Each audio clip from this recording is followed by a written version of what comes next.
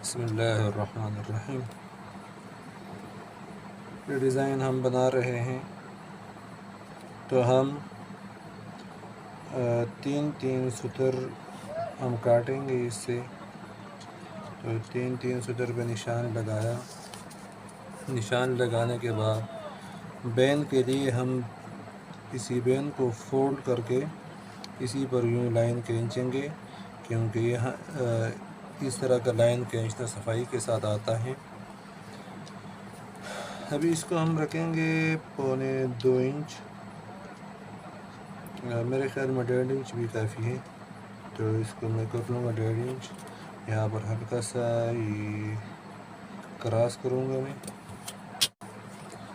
अभी है कफ, तो कफ मेरे पास है 2.5 इंच का। इसमें मैं 1.5 इंच से 1.25 इंच यूँ और 1.5 इंच यूँ, बल्कि 1.25 इंच यूँ रहेगा। अब इस तरह ही 3 सुतर ही रहेगा, ऐसे भी 3 सुतर, ऐसे भी 3 सुतर,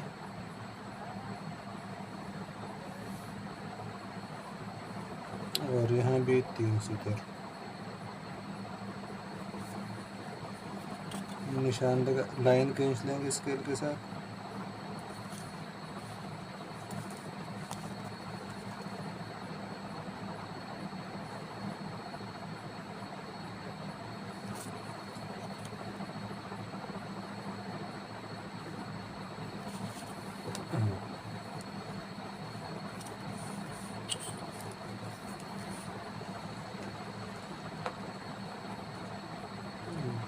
दो सुतर का हम क्रॉस करेंगे,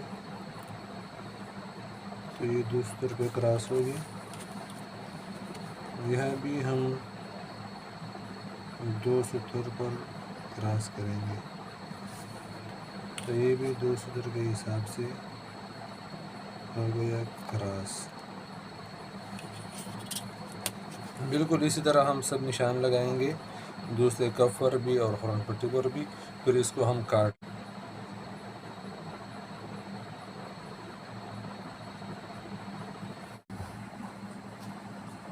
जो ये हिस्से हैं ये दोनों, ये और ये, सिर्फ इन हिस्सों को ये कपड़ा थोड़ा थोड़ा सा काट के फोल्ड करेंगे, बकाई को हम इसी तरह रहने देंगे।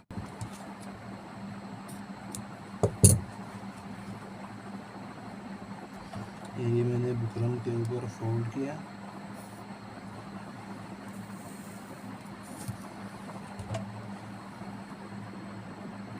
तो ये चिपकाने के बाद हम मशीन पर बैठ जाएंगे, और मशीन पर बैठकर जो हमारा डिज़ाइनिंग वाला कपड़ा होता है, तो सिर्फ कपड़े को हम अपने बुकरम के साथ जहाँ पर हमारा डिज़ाइन आता है हम इसी तरीके से स्टिच कर लेंगे, सिलाई लगा लेंगे।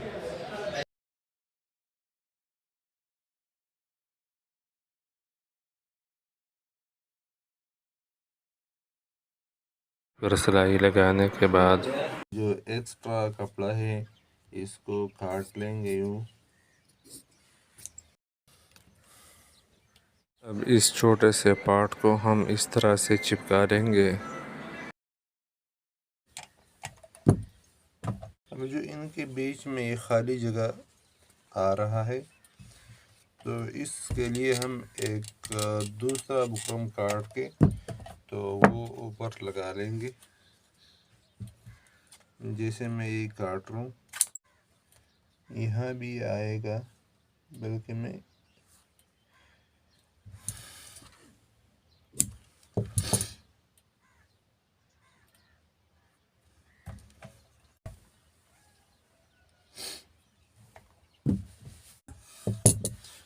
तो इस तरह काटने के बाद इसको रिव्यू कुछ इस तरह से होगा, जो कि बहुत अच्छा है, बड़ा प्यारा लग रहा है।